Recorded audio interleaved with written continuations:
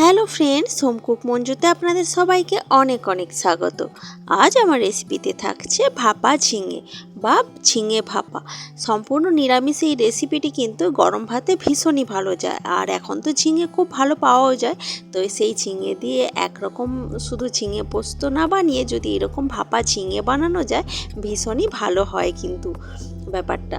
তো এখানে দেখুন ঝিঙে ভাপা বানানোর জন্য আমি মিক্সার গ্রাইন্ডে কিছুটা পোস্ত নিয়েছি, তার সাথে নিচ্ছি কিছুটা কালো সরষ আর কিছুটা সাদা সরষ। আর তার সাথে আমি যেটা নেব সেটা হচ্ছে 2 চামচ মতো নারকেল কোড়া। এই নারকেল কোড়া যদি এই ভাপা ঝিঙেতে দেওয়া যায়, ভাপা ঝিঙের টেস্ট কিন্তু একদমই অন্যরকম হয়, ভীষণই ভালো হয়। তো তার সাথে আমি দিলাম 3টে মতো কাঁচা লঙ্কা আর অল্প একটু জল দিয়ে এখন আমি এটা ভালো করে মিক্সার গ্রাইন্ডারে বেটে নেব। তো খুব স্মুথ একটা পেস্ট আমি বানিয়েছি, দেখুন এখান থেকে ভীষণই স্মুথ হয়েছে পেস্টটা। তো এখন এটা সরিয়ে রাখবো। এখন আমি রান্নাটা শুরু করছি, চলুন। তো রান্নাটা করার জন্য প্রথমে কড়াইতে আমি সরষের তেল গরম করতে দিচ্ছি। তো সরষের তেলটা ভালো মতো গরম হয়ে যাওয়ার পর আমি এখন বেশ কিছুটা ঝিঙে কেটে রেখেছি, খোসা ছাড়িয়ে ঝিঙে কেটে রেখেছি, সেই ঝিঙেটাই এখন এই তেলের মধ্যে খুব ভালো করে ভেজে নেব। তবে খুব বেশি একদমই নরম করে ভাজা যাবে না, কোনো প্রয়োজন নেই, কারণ ঝিঙেটা আমি যখন আবার ঝিঙে যখন ভাপানো হবে তখন কিন্তু বাকি অনেকটাই সেদ্ধ হয়ে যাবে। তো এখন কিছুটা একটু হালকা করেই ভেজে নেব। তার জন্য আমি এর মধ্যে দিয়েছি সামান্য নুন আর সামান্য হলুদ গুঁড়ো দিয়ে আমি এই ঝিঙেটা একটু ভেজে নিচ্ছি। তো কিছুক্ষণ ভাজার পর থেকেই কিন্তু ঝিঙের ভেতর থেকে অনেক জল বেরিয়ে যায়, দেখুন এখানেও কিন্তু জলটা বেরিয়ে গেছে।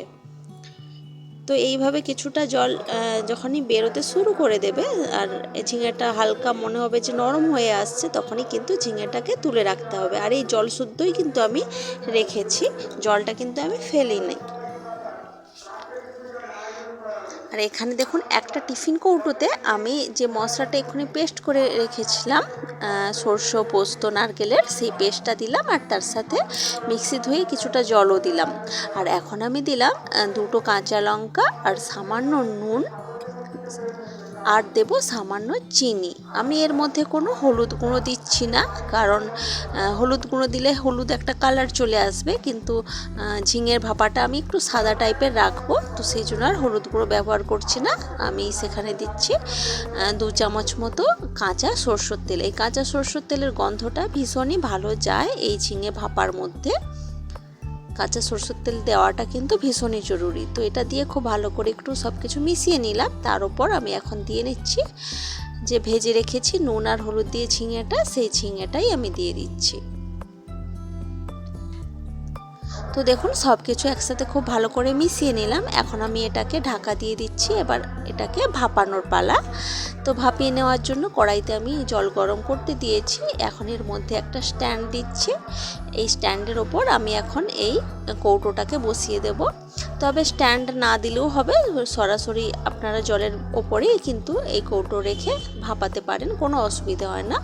এখানে আমি প্রায় 10 মিনিট ধরে এইরকমভাবে ভাপিয়েছি। 10 থেকে 12 মিনিট পর আমি ঢাকাটা খুলেছি, দেখুন আপনাদেরকে একটু সরিয়ে দেখাচ্ছি। জল কিন্তু এখনও আছে, জল কিন্তু পুরোপুরি শুকনো হয়ে যায়নি। গ্যাসের আঁচে আমি মিডিয়ামে রেখে কিন্তু এই ভাপাটা করেছি পুরোটা। এখন গ্যাস আঁচটা আমি পুরোপুরি অফ করে দিয়ে এইভাবে ঢাকা দিয়ে রেখেছি আরও 10 মিনিট, 10 থেকে 15 মিনিট মতো পর দেখুন ঠান্ডা হয়ে যাওয়ার পর আমি খুলে আপনাদেরকে দেখাচ্ছি ঝিঙে ভাপাটা দেখতে কেমন হয়েছে। তো দেখুন দেখতে তো ভীষণই ভালো হয়েছে, আর খেতেও বিশ্বাস করুন ভীষণই ভালো হয় কিন্তু এই ঝিঙে ভাপাটা। তো আপনাদের এই রেসিপিটি কেমন লেগেছে সেটা কিন্তু অবশ্যই আমাকে কমেন্ট করে জানাবেন। তো দেখুন এখানে আমি সার্ভও করে দিয়েছি, আর ভীষণ সুন্দর একটা কালার এসেছে কিন্তু ঝিঙে ভাপার মধ্যে। তো রেসিপিটি যদি ভালো লাগে আমাকে কমেন্ট করে জানাবেন প্লিজ, আর আমাকে সাবস্ক্রাইব করে রাখবেন আমার চ্যানেলটা। তো আজকের ভিডিওটা এ পর্যন্তই থাক, দেখা হচ্ছে অন্য কোনো দিন অন্য কোনো ভিডিওতে অন্য কোনো রেসিপির সাথে। তো আজকের মতো টাটা, বাই বাই।